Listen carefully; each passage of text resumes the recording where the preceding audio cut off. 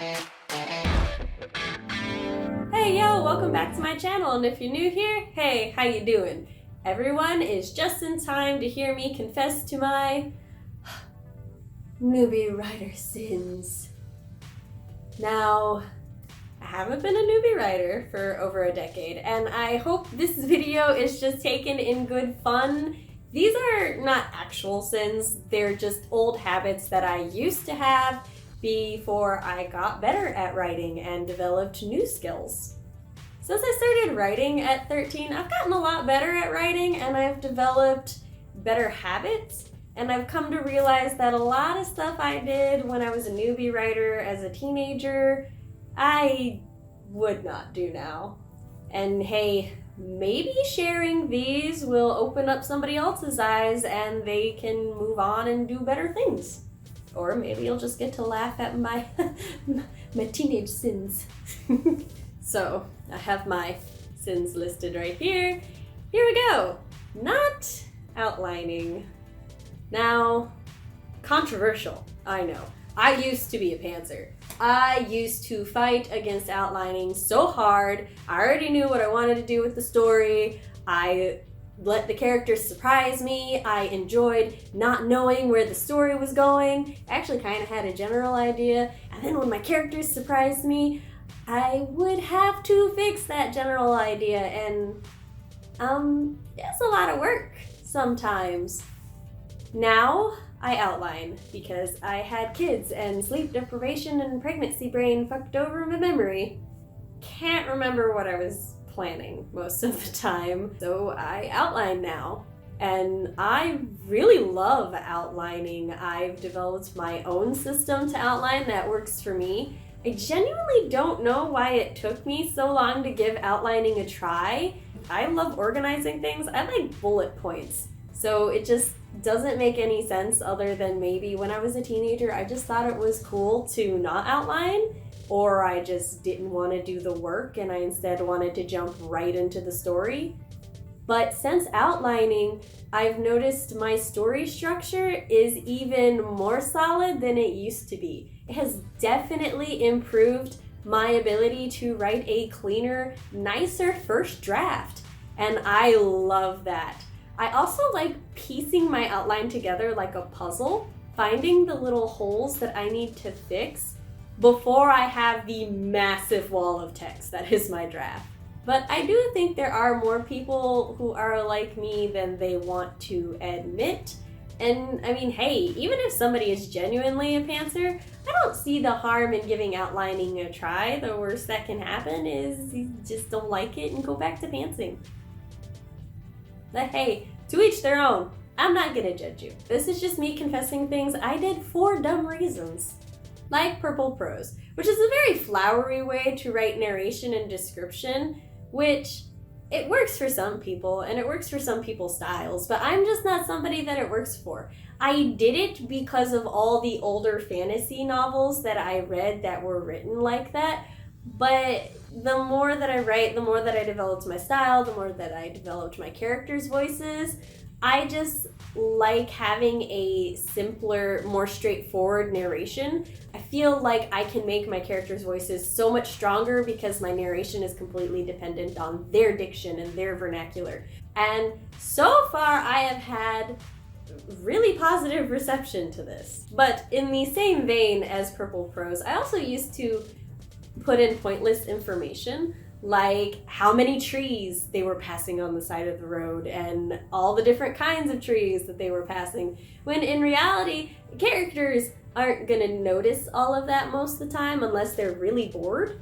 So I guess if I wanted to show a character was really bored, I'd be like, they were riding by an apple tree and an orange tree and a cherry blossom tree that is for some reason near an orange tree and an apple tree. It was a very strange combination of trees that this character is now dwelling on because they have nothing else to do with the day. But I could also just show that they're bored by having them focus on other things, like their mind started drifting and they were thinking about the trip and how long it was taking and they couldn't wait to reach their destination, which for my narration style is better because it focuses more on my characters. So purple prose and pointless information in my narration are two of my old sins that I have put to rest. Oh, this next one. Style versus grammar. I am ashamed to say that I did this into my early 20s.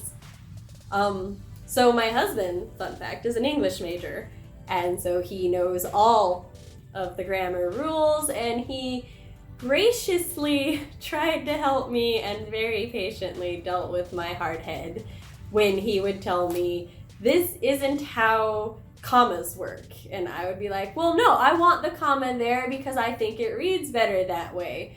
And he's like, okay, but it's not doing what you think it's doing. And I'm like, no, that's just how my writing style works. No, it wasn't. I like to do what I want to do, and sometimes that's perfectly fine.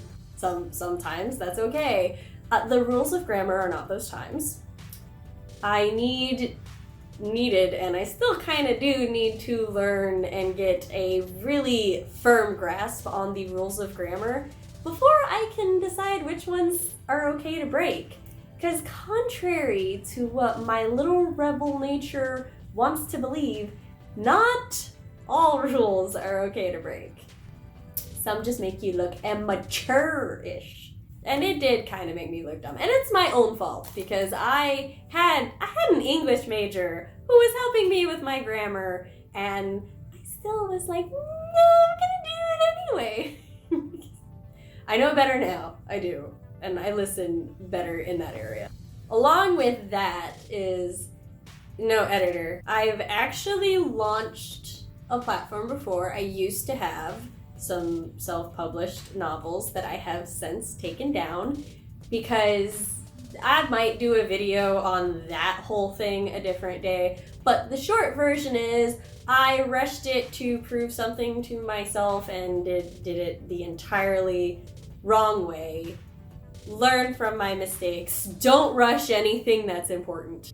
And one of the things I didn't do was hire an editor because I'm married to an English major, and I thought that that would be enough, even though I didn't actually listen to him half of the time.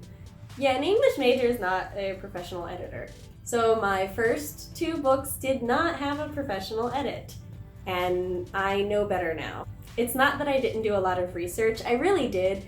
It was a lot harder to do it back then, which isn't an excuse because that was just something that I straight up ignored, and that's on me, but not anymore. I will definitely be hiring a professional editor for all of my writing going forth. I even hired a professional editor for Till Pizza Do Us Part on my website. Dialogue tags. Do we know her? We should know her. We should know her very well, but we did not. I went to high school in the early 2000s. Anybody else who went to high school in the early 2000s may remember the phrase, "said is dead." And I tried to keep that bitch buried. I did. I tried to have my characters shrug their words, or grin their words, or raise eyebrow their words. Body parts that are not the mouth cannot usually speak, and therefore are not dialogue tags.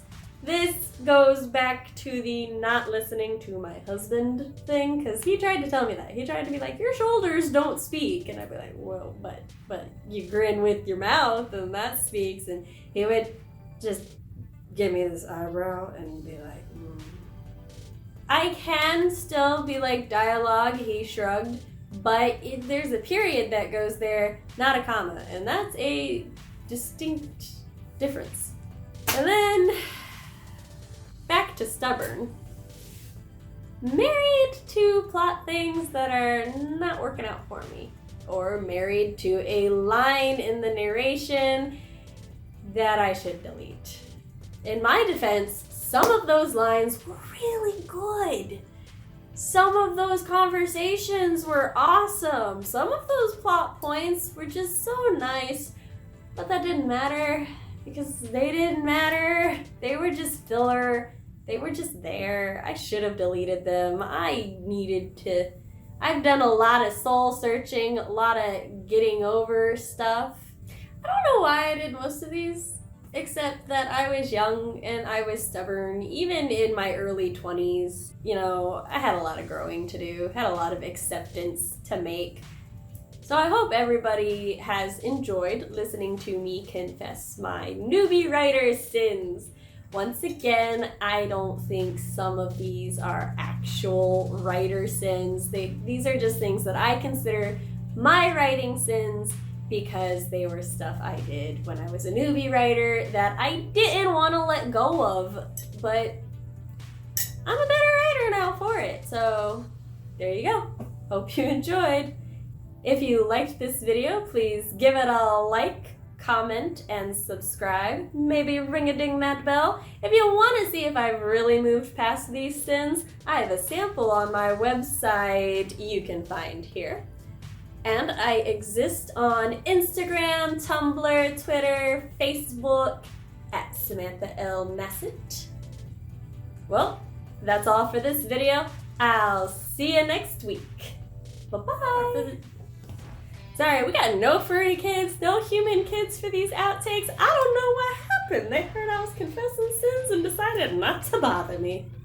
Well, maybe they'll be here next week. Bye. He has a saint, that man. Again. Hi, I'm Michael. I can play my toys and play my TV. Hey, you want to show him some toys?